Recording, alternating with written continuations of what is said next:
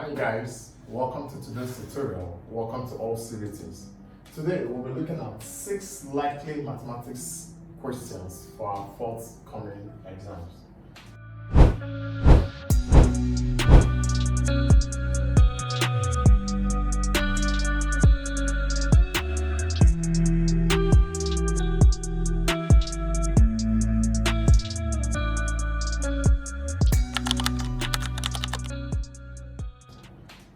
Now, our first question says, evaluate and express your answers in standard form. Now, what are we to evaluate and express in standard forms? 4.56 times 3.6 divided by 0.12. Okay, now, if you see this type of question in your theory, what your examiner expects is you solve it out like you aren't using your calculators.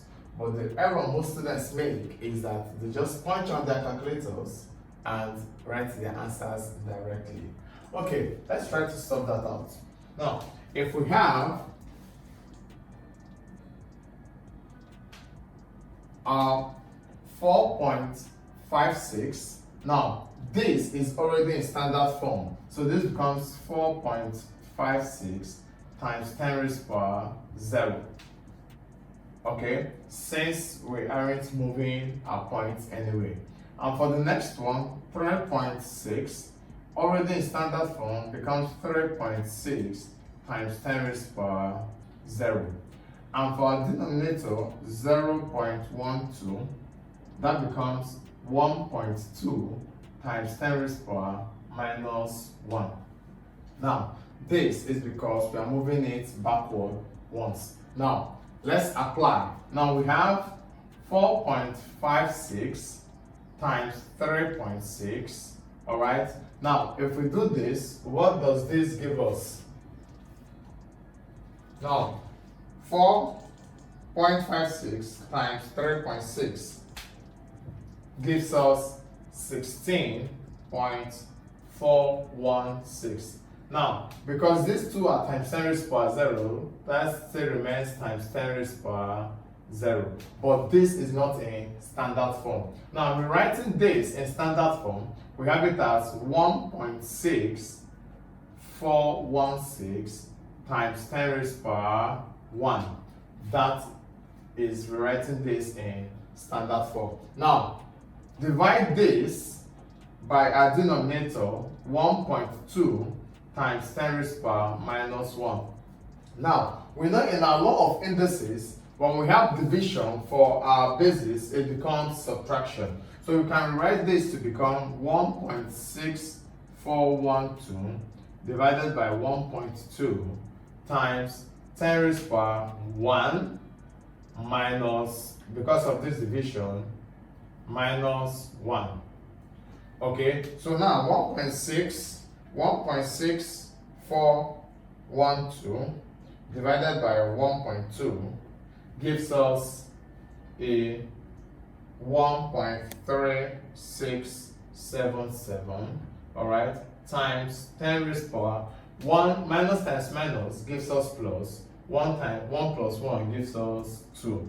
So gives us 1.3677 times 10 raised to power 2. Now we have evaluated and expressed our answer in standard form. Okay, next says, B part says, without using mathematical tables or calculators, evaluate 73.8 squared minus 26.2 squared. Now, what the examiner expects you to do here is to apply your law of difference of two squares. Okay, so this becomes 73.8 squared minus 26.2 squared. Now, applying your law of difference of two squares, you have it as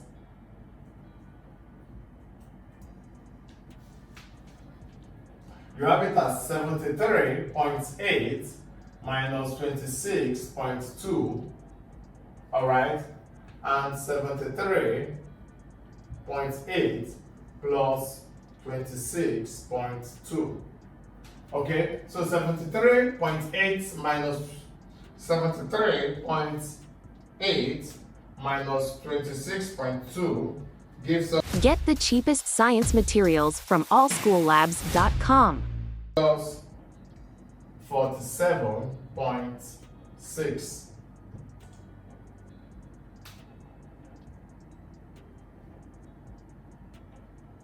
All right. Now, while this gives us 100, so 100 times this, 47.6 times 100 gives us 4,760. Okay, so that we've evaluated without using our calculators or tables. Now, our C part says simplify root 1 whole number 19 over 81, expressing your answer in the form A over B, where A and B are positive integers. Now, for us to simplify this, we will do what? First of all, convert our fractions and mixed fractions into improper fractions. So this gives us 81 times 1, 81, plus 19 will give us 100 over 81. So this is root 100 over 81. And we know that our root 100 is what? 10. And our root 81 is 9. Alright? So our A in this case, A equals 10 and B equals 9. Alright, since they said you should write it in the form of A over B, where A and B are both integers. So our A equals 10 and our B equals 9. Now, to the next question, it says, given that cos x is 0.7431 and x is an acute angle because it ranges between 0 to 90 degrees. And the acute angles are angles that are between 0 to 90 degrees. Now, it says use table to find the values of 2 sine x and tan x divided by 2. Alright, so now in order to do this, first, since we are given cos x equals 0.7431, alright, so x will be cos inverse of 0.7431. Okay, so x will give us what? So cos inverse, our cos inverse of 0.7431 gives us 42 degrees. So x is 42 degrees. Now, to our first question there, it says 2 sine x. That means 2 sine 42. Okay, and sine 42 is what? Sine 42 gives us 0.6691, all right, times 2 will give us 1.3383. Okay, 82, sorry. 82. That would be 2 sine 42. Now, to the II, it says tan x over 2, which is tan 42 over 2. Okay, so this gives us tan 21. So tan 21 gives us what? Tan 21 gives us 0.3839. Now, that is tan 81. Now, to the B part, it says the interior angles of a pentagon are in ratio 2:3:4:4 and 5. Find the value of the largest angle. Now, we know that for a pentagon is a polygon with 5 sides. Okay, and the sum of interior angles of a pentagon is 540. So to find the sum of interior angles, we have sum of interior angles as n minus 2, 180. So where n is the number of sides, in this case 5 minus 2 times 180. So that gives us 3 times 180. So 180 times 3 gives us 540. So that means the sum of angles in a pentagon is 540 degrees. Now, having that in mind, let's look at the ratios. Run quick tests and analysis. Visit analysis.africa. Of these angles. Now, we have it as 2 plus 3. Let's include our variable x to find the angle, plus 4x plus 4x plus 5x, which sums up to be 8, 10, 18. 18x. Now, 18x gives us what? 540 degrees. So x will be 540 divided by 18. 540 divided by 18. So this gives us 540 divided by 18. That means an angle is 30 degrees. So for 2x, we have 2x as 2 times 30, which is 60, and 3x as 3 times 30, which is 90. Then 4x, we have it as 4 times 30, which is 120. Alright, another 4x is 4 times 30, which is 120. And our 5x is 5 times 30, which is 150. Alright, so the largest angle there would be 150 degrees. Alright, which is our 5x. Now, in order to confirm that our answers are correct, let's sum this up. We have 60 plus 90 plus 120 plus 120 plus 150. Now that gives us 540 degrees. So our largest angle would be 150 degrees. Okay, now it says the pie chart above shows the distribution of marks scored by 200 pupils in a test. Now, how many pupils scored 1 between 41 and 50 marks? 2, how many pupils scored 80 marks? And the B part of it says, what fraction of the pupils scored at most 50 marks? And the C is, what is the modal class? Okay, now from our pie chart, we have been told that we have how many pupils? 200 pupils. Alright? So now, for us to know those that scored with the number of pupils that scored between 41 and 50 marks. So we look at it. Here, where do we have between 41 and 50? 41 and 50 is in this box. Alright? So that is 90 degrees. So for question I, 41 to 50 marks. Alright? Now, the degree is 90 degrees. That becomes 90 all over 360 times total number of students, 200 over 1. So 9 here, 1, 9 here, 4. 4 here, 1, 4 into 200, 50. So we have 50 students. Now, 50 students scored between 41 to 50 marks. Now, the next part says how many scored above 80.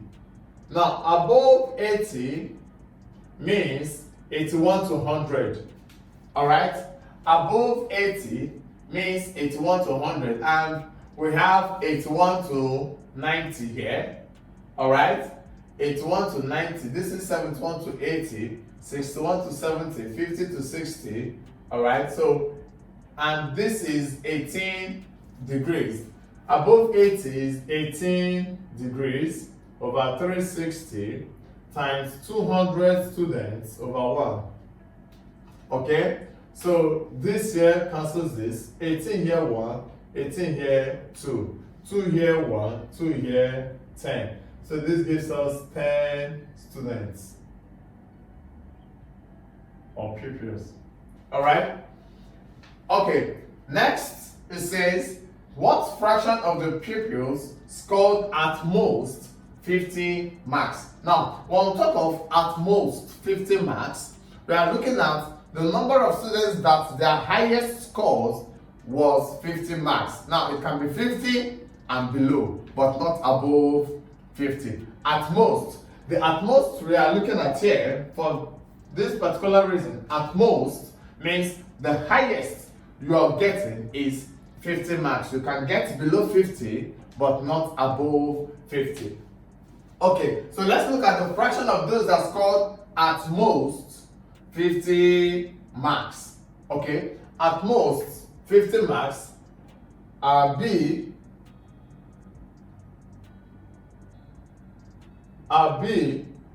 at most